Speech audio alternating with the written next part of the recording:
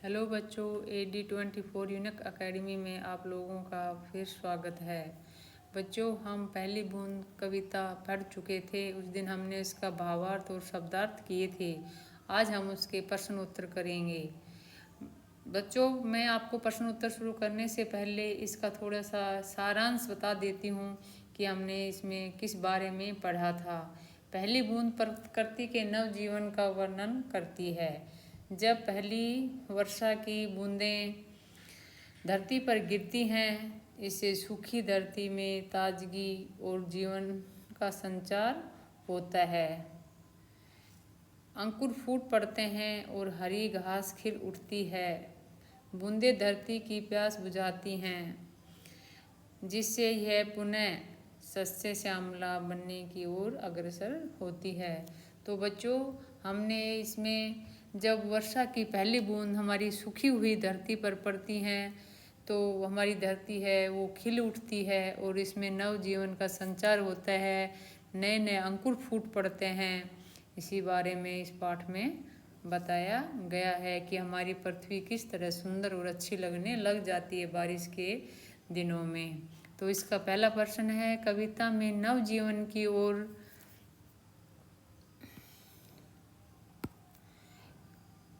कविता में नव जीवन की ले अंगड़ाई किसके लिए प्रयुक्त हुआ है? तो इसमें किसके लिए प्रयुक्त हुआ था नवजीवन हुआ था अंकुर के लिए। अंकुर फूट पड़ते हैं ना, जब अंकुर फूटते हैं तो मतलब नए पौधे का निर्माण होता है। प्रश्न 2 है, नीले नैनो सा ये अंबर काली पुतली से ये जलधर में काली पुतली किसके लिए आया है? तो बच्चों, इसमें काली पुतली किसके लिए प्रयोग में किया गया था? बादल के लिए।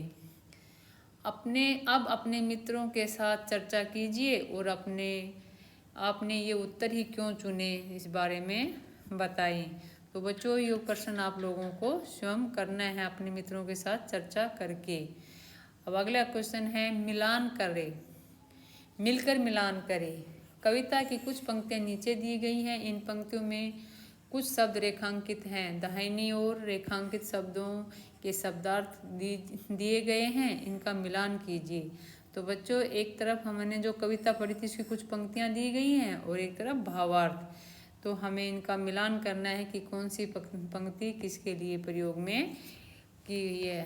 तो बच्चों, मैंने ये पहले से ही कर दिया है, क्योंकि अगर आप लोगों के साथ में करूँगी तो मेरा वीडियो बहुत बड़ा हो जाएगा और आप लोगों को इतना बड़ा वीडियो देखने में प्रॉब्लम होगी। तो मैं चाहती हूँ कि आप लोगों को छोटे छोटे वीडियो बना के और मैं क्वेश्चन करवा दूँ।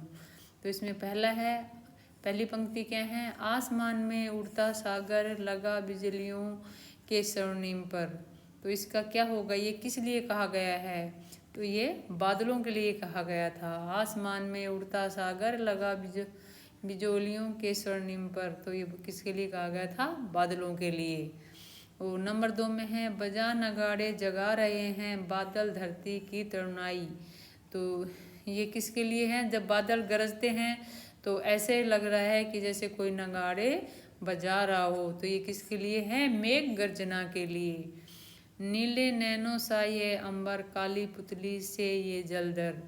तो नीले नैनो सा ये अंबर, तो ये किसके लिए उपयोग में किया गए हैं ये पंक्तियाँ? इसमें जो रेखांकित है वो बतानी है कि ये किसके, नीले नैनो सा अंबर सा ये अंबर। तो नीले नैनो सा किसके लिए कहा गया था? आकाश के लिए। वसुंधरा की रोमावली सी हरी धूप पुलकी मुस्काई। तो इसमें रोमावली किसके लिए कहा गया था? हरी दूब के लिए। तो बच्चों, ये कविता की कुछ पंक्तियां थी और ये इनका भावार्थ हमने इनका मिलान कर दिया है। आप भी अपनी किताब में कर लेना। अगला प्रश्न है, कविता में चुनकर कुछ पंक्तियां नीचे दी गई हैं, इन्हें ध्यान से पढ़िए और फिर इन पर विचार कीजिए कि आपको इनका क्या अर्थ समझ में आया। अपने विचार कक्षा में अपने समूह में साझा कीजिए और अपनी लेखनी पुस्तिका में लिखिए। तो बच्चों, आपको नीचे कविता की कुछ पंक्तियां दी गई है। आसमान में उड़ता सागर लगा बिजलियों के स्वर्णिम पर, बजा नगाड़े जगा रहे हैं बादल धरती की तरुणाई। तो इससे आपको क्या अर्थ समझ में आया बच्चों, ये आपको खुद भी लिखना है, और मैंने भी ये जो मेरे को समझ में आया मैंने लिखा है। इन पंक्तियों के माध्यम से कवि आसमान में जल रूपी बादलों में बिजली चमक रही हैं, जैसे सागर बिजलियों के सुनहरे पंख लगाकर आसमान में उड़ रहा हो। बादलों की गर्जना सुनकर ऐसा आभास होता है कि वे नगाड़े बजा बजा कर धरती की यौवनता को जगा रहे हैं, अर्थात आकाश में बादल उमड़ उमड़ कर बारिश के लिए तैयार होते हैं, और यह बादल नगाड़ों की तरह बजते हुए प्रतीत होते हैं। तो बच्चों मैंने इन पंक्तियों का ये भावार्थ समझा है। नीले नैनों सा यह अंबर, काली पुतली से ये जलधर, करुणा विगलित अश्रु बहाकर धरती की चीर प्यास बुझाई। तो इसका क्या होगा, इसमें आकाश और बादलों का वर्णन नीले नैनों और काली पुतली के रूप में किया गया है। नीले नैनों सा ये अंबर, काली पुतली से ये जलधर। नीला आसमान नीली आँखों के समान है, और काले बादल उन नीली नीली आँखों की काली पुतली के समान हैं, जो करुणा में पिघलकर धरती की प्यास बुझाने के लिए वर्षा रूपी अश्रु बहा रहे हैं। धरती जो बूढ़ी और सूखी हो गई है, अब फिर से हरी भरी और सुंदर बनने के लिए ललचाई हुई प्रतीत होती है। तो बच्चों इसमें धरती जब बारिश होती है तो किस प्रकार लगती है, तो किस प्रकार धरती की प्यास बुझती है, उसका वर्णन किया गया है। सोच विचारने के लिए कविता को एक बार फिर से पढ़िए और निम्नलिखित के बारे में पता लगाकर अपनी लेखन पुस्तिका में लिखिए। बारिश की पहली बूंद से धरती का हर्ष कैसे प्रकट होता है। तो इसमें क्या आएगा बच्चों, बारिश की पहली बूंद धरती पर गिरते ही धरती हरी हरी और नए जीवन का प्रतीक बन जाती है। बच्चों आप लोगों को पता है जब बारिश होती है, उससे बारिश से पहले ग्रीष्म ऋतु होती है, उस टाइम हमारे सारे पेड़ पौधे धरती सब सूखे सूखे से नज़र आते हैं, और जैसे ही बारिश हो जाती है, बारिश की पहली बूंद गिरते ही धरती पर हरी भरी और नया जीवन प्रतीत हो जाता है, हो गया हो ऐसा लगता है। ये बूंदें धरती को तरोताज़ा कर देती हैं और उसमें नई ऊर्जा भर देती हैं। तो बच्चों इस प्रश्न का उत्तर ये होगा। कविता में आकाश और बादलों को किनके समान बताया गया है। तो बच्चों हमने पढ़ा था पीछे उसमें एक पंक्ति में, कविता में आकाश को नीले नैनों के समान और बादलों को काली पुतली के समान बताया गया है। कविता की रचना। आसमान में उड़ता सागर लगा बिजलियों के स्वर्णिम पर। कविता की इस पंक्ति का सामान्य अर्थ देखें तो समुद्र का आकाश में उड़ना संभव होता है, लेकिन जब हम इस पंक्ति का भावार्थ समझे तो अर्थ इस प्रकार से निकलता है, समुद्र का जल बिजलियों के सुनहरे पंख लगाकर आकाश में उड़ रहा है। ऐसे प्रयोग न केवल कविता की सुंदरता बढ़ाते हैं बल्कि उसे आनंदमय भी बनाते हैं। इस कविता में ऐसे दृश्यों को पहचानें और उन पर चर्चा करें। तो बच्चों आपकी कविता में ऐसे कौन सी कुछ पंक्तियाँ आई थी जो इस प्रकार के दृश्य वो करते हैं। तो इसमें मैंने कुछ पंक्तियाँ ढूंढ कर लिखी हैं, आप भी ढूंढने की कोशिश करना। धरती के सूखे हदरों पर गिरी बूंद अमृत सी आकर, वसुंधरा की रोमावली सी हरी धूप पुलकी मुस्काई, बजा नगाड़े जगा रहे हैं बादल धरती की तरुणाई। नीले नैनों सा ये अंबर, करुणा विगलित अश्रु बहाकर धरती की चीर प्यास बुझाई, काली पुतली से ये जलधर। तो बच्चों मैंने ये पंक्तियाँ कुछ पंक्तियाँ इसमें से कविता में से छांट कर लिख दी है इस प्रकार की। एक शब्द अनेक अर्थ। तो बच्चों इसमें एक शब्द के कई अर्थ निकलते हैं। अंकुर फूट पड़ा धरती से नवजीवन की ले अंगड़ाई। कविता की इस पंक्ति में फूटने का अर्थ पौधे का अंकुरण है। ठीक है बच्चों, अंकुर फूट पड़ा, फूट पड़ने मतलब अंकुर निकल आता है। जब हम कोई बीज बोते हैं तो उसमें अंकुर फूट पड़ता है। फूट का प्रयोग अलग अलग अर्थों में किया जाता है, जैसे फूट डालना, गड्ढा फूटना आदि। अब फूट शब्द का प्रयोग ऐसे वाक्यों में कीजिए जहाँ इसके भिन्न भिन्न अर्थ निकलते हों, जैसे अंग्रेजों की नीति थी फूट डालो और राज करो। तो बच्चों हमने इस प्रकार के कुछ और शब्द व वाक्य बनाए हैं, जैसे माँ नीलू को इतना पीटा कि वह फूट फूट कर रोने लग गया। पीटा है ये बेटा, पीता नहीं, पीटा कि वह फूट फूट कर रोने लगा। यह मैं बाजार से खाने के लिए फ्रूट लाया, रजनी के हाथ से अंडा गिरते ही फूट गया। अनपढ़ के साथ शादी होने से सीमा के कर्म फूट गए। केक की बात सुनकर ही मोहन के मन में लड्डू फूटने लगे। सामान दुकान से बाहर जाने के बाद टूट फूट की गारंटी नहीं है। तो बच्चों इस तरह आप भी कुछ वाक्य बनाना। नीचे है शब्द पहेली, तो नीचे एक पहेली दी गई है। नीचे दिए गए शब्द जाल के प्रश्नों के उत्तर खोजें। तो ये पहेली दी गई, शब्द जाल दिया हुआ है बच्चों आप लोगों को, और ये कुछ वो दिए गए हैं, तो इसमें से हमें बनाना है। जैसे एक वाद्य यंत्र, तो एक वाद्य यंत्र क्या होगा, नगाड़ा। तो बच्चों इस तरह हमने ये वाद्य यंत्र बना दिया है, तो ये नगाड़ा बन गया। फिर है आँख के लिए एक अन्य शब्द, आँख के लिए एक अन्य शब्द क्या होगा, ये हो जाएगा नयन। ठीक है। फिर है जल को धारण करने वाला, जल को धारण करने वाला के लिए एक शब्द होगा, क्या हो जाएगा बच्चों, जलधर। जल को धारण करने वाला जलधर मतलब बादल।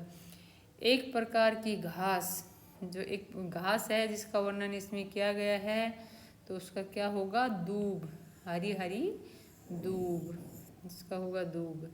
आंसू का समानार्थी क्या होगा, आंसू का समानार्थी क्या होगा, अश्रु।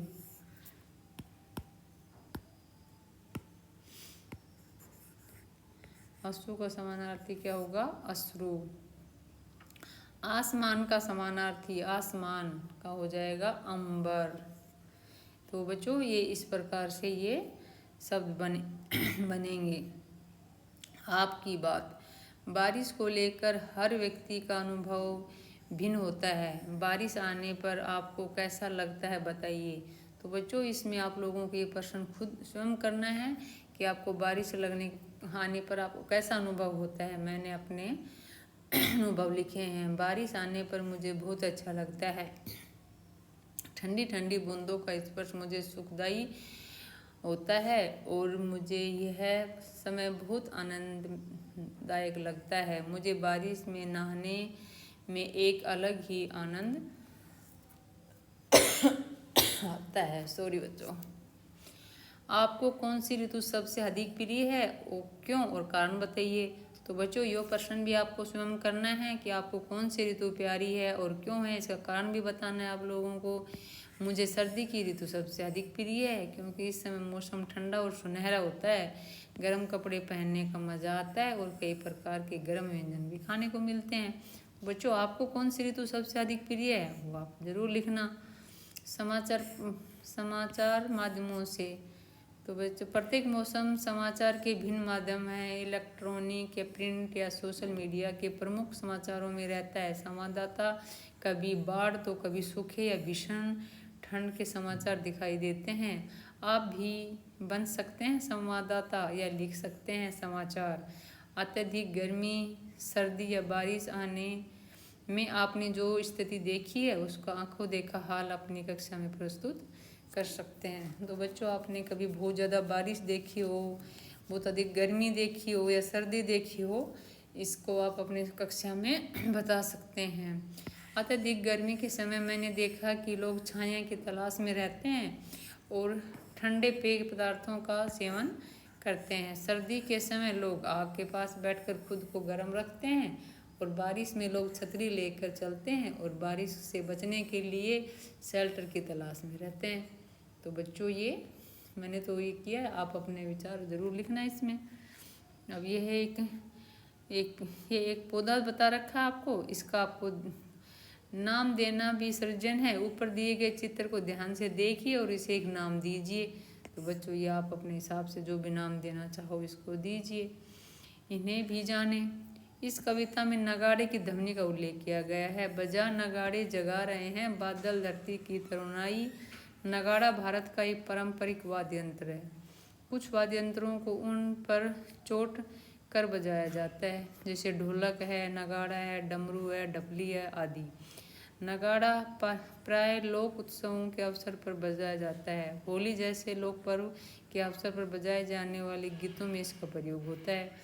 नगाड़ों को जोड़ों में भी बजाया जाता है, जिसमें एक की ध्वनि पतली तथा दूसरे की मोटी होती है। तो बच्चों ये आपको नगाड़े का पिक्चर दिखाई हुई है इसमें।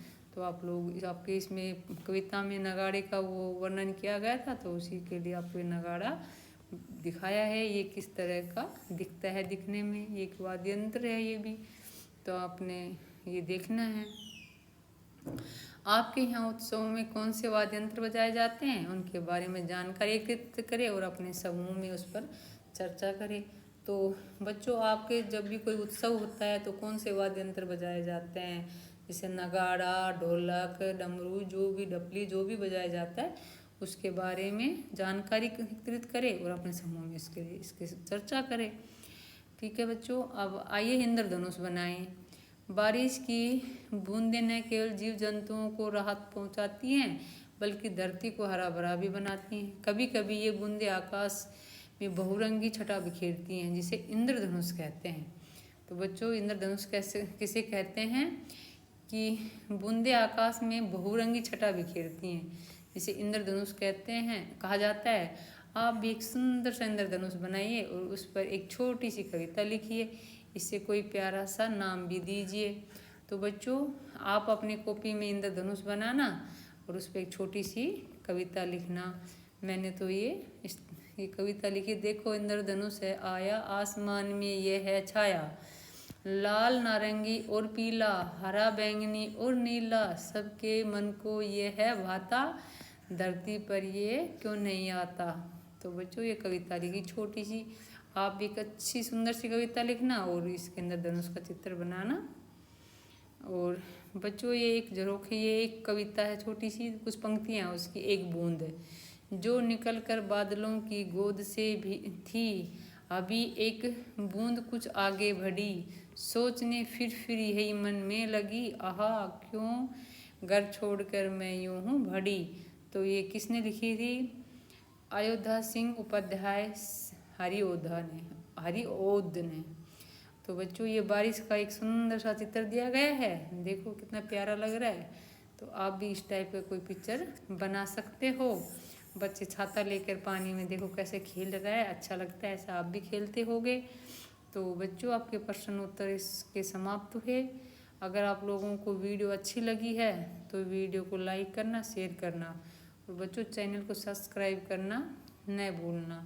बच्चों मैं आपके लिए छोटी छोटी वीडियो बनाती हूँ, ज़्यादा बड़ा इसलिए नहीं बनाती कि बच्चों को ज़्यादा देर फ़ोन, लैपटॉप, आईपैड ये नहीं देखना चाहिए, क्योंकि ये आपके लिए हानिकारक हैं। और आप वीडियो को ज़रूर शेयर करना।